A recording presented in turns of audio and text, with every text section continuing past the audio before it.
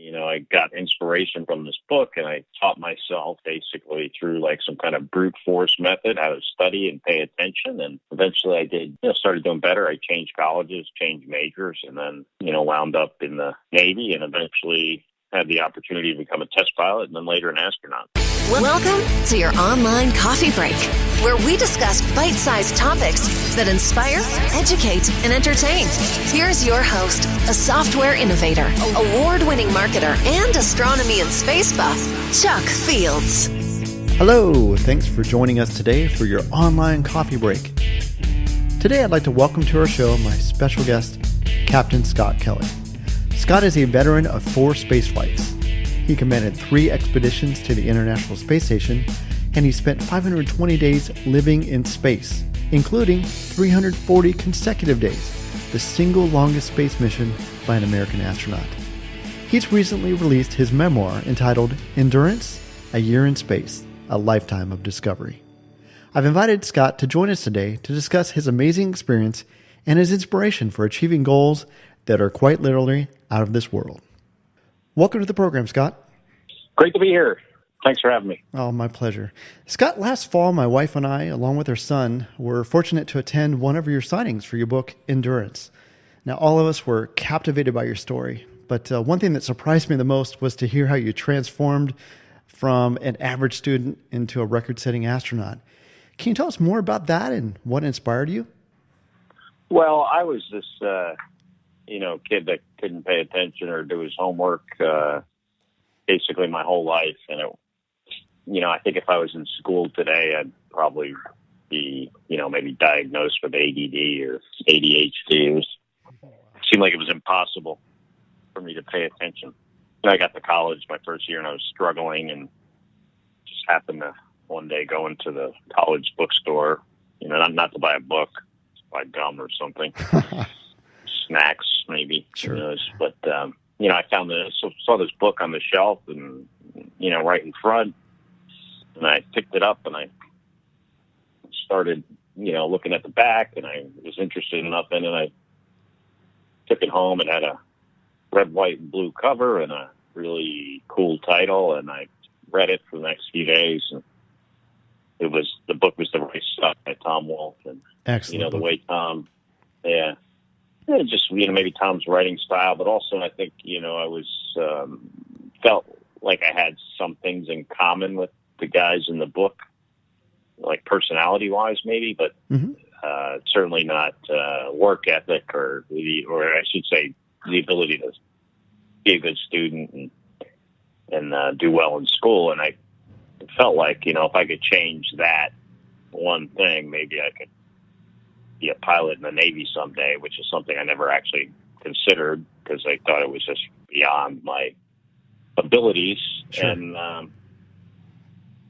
so that's what I did. I got inspiration from this book and I taught myself basically through like some kind of brute force method how to study and pay attention. And eventually I did, started doing better. I changed colleges, changed majors, and then, wound up in the Navy and eventually had the opportunity to become a test pilot and then later an astronaut. Oh, Scott, that's incredible. Listen, I can't imagine what it would be like to live, work, and sleep in space for so long. What was the most difficult for you and the challenges you had to overcome? The most difficult thing is, you're away from your family and you can't come home, and even in an emergency, emergency on the ground. So that kind of separation. You can't go outside. There's no sun, no wind, no rain, no nature. You're locked up. Even though it's an incredible place, it's a very rewarding experience, and but it's still, still a challenge because the environment you're living in. The fact that everything floats is, on one hand, fun, but on the other, makes things more difficult to do. You got to be much more organized and careful about things and thoughtful about, where you're putting stuff, making sure something doesn't float away. You may never see it again. The space station is a very busy place. Right. Yeah, so that's, both the positives and the negatives, I guess. Wow, that's incredible. What was it like training in Russia as you prepared for your mission? Well, different culture than in the U.S. I think it's one of the best parts of the space station program is that it's this international space station, so you get to experience people with different backgrounds, different experiences, different cultures, like I said, not just in Russia, but all the international partners. The Russians do things differently than us. They, have to do a lot more with less money. So it's often that translates into being very, very practical in certain ways. They definitely have a much more academic approach to training than we do in the U.S. And I think that is just, part of their whole educational system. It seems to me like my understanding is, how we train for spaceflight is very, very similar to how kids, learn the Russian case system in the, first and second grade. Their method of, evaluation is very similar with oral exams. It's an interesting experience. Well, Scott, one thing that my wife and I really got a kick out of it as we're reading your book is, if I understand this correctly, there's sort of a motivation for cosmonauts to make sure they're doing everything by the book. Otherwise, they can sort of get fined or a reduction in salary. Is that correct? Well, they have a different system of compensation. U.S. astronauts, their annual salary is much higher than the cosmonauts. Although theirs have been doing better, in the last several years. A large part of their compensation is based on a in-flight bonus when they fly in space. But that bonus is often reduced based on mistakes that they make. That's some incredible motivation there. I couldn't imagine. Do you keep in touch with your cosmonauts? Yeah. Some of them. Sure. I haven't seen them in a while, but I do, talk to them on email and text messaging every once in a while. One thing that I think is outstanding about that, I think one of you made the comment about if we could send our country's leaders into space together, they would, all the world's problems will be solved. I just think that's just a great example of how you're, really forced to work well together. Yeah, absolutely. Yeah. Now, Scott, you've piloted the space shuttle and you've flown on board a Russian Soyuz spacecraft. Which do you prefer? They're two completely different vehicles, very little in common except for the fact that they, both launch people into space. Sure. The space shuttle is a very complex vehicle that could do many different missions, launching satellites into space, repairing satellites, putting a science laboratory in the back of the vehicle, robotics, spacewalks, launched like a rocket with 7 million pounds of thrust, landed like a big giant glider.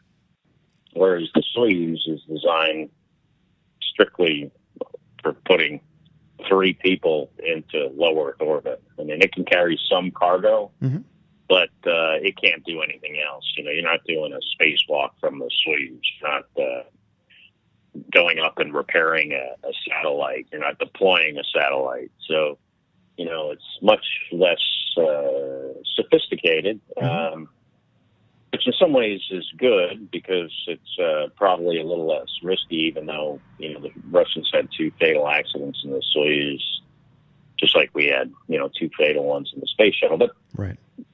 To ask which one I prefer, it depends on what I'm trying to do, actually, to be honest with you. That makes sense. If I was just going, trying to get to the space station, I think the Soyuz would be the preference. If I was trying to do anything else, clearly the shuttle is much more capable.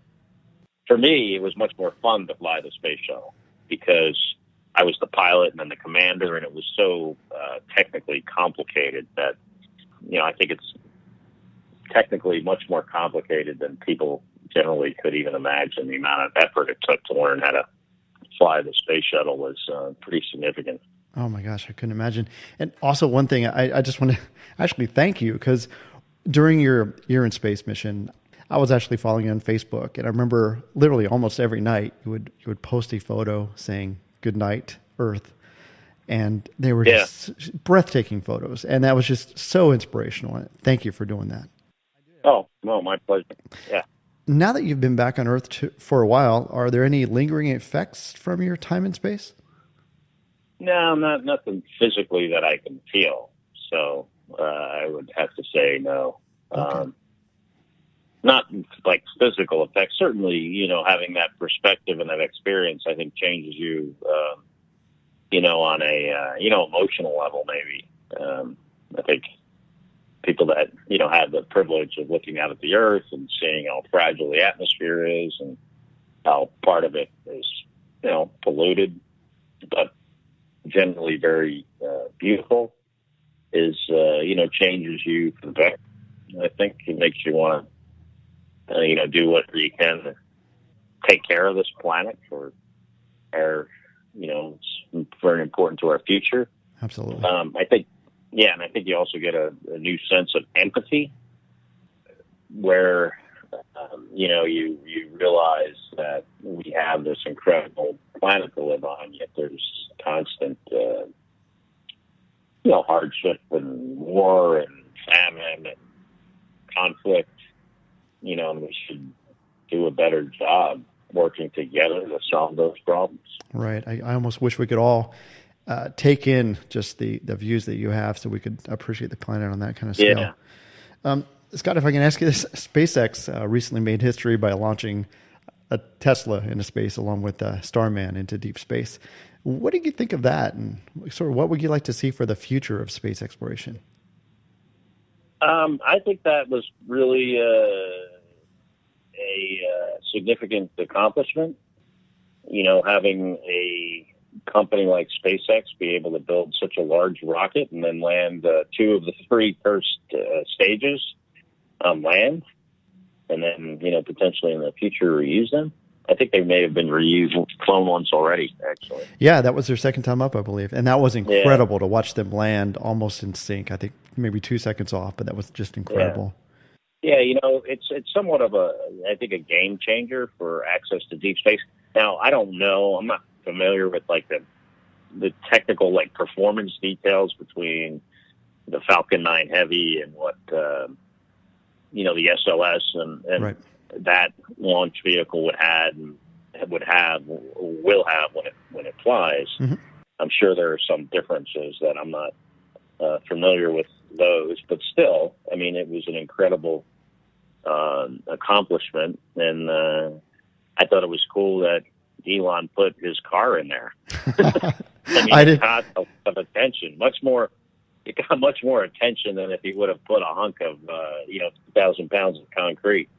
That is so true. I think there were a bunch of geeks out there like me that we literally just had YouTube playing because they streamed the video for several hours, and we were just glued watching this wonderful spacecraft as it went on its journey. It was incredible.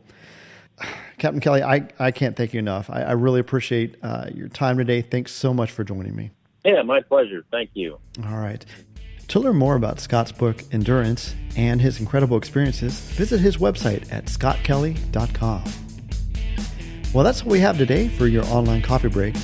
I truly hope you found this information helpful and appreciate your feedback. If you know someone else who would benefit from the information, please share this episode with them or send them to onlinecoffeebreak.com. Thanks again for taking your coffee break with us today. See you next time.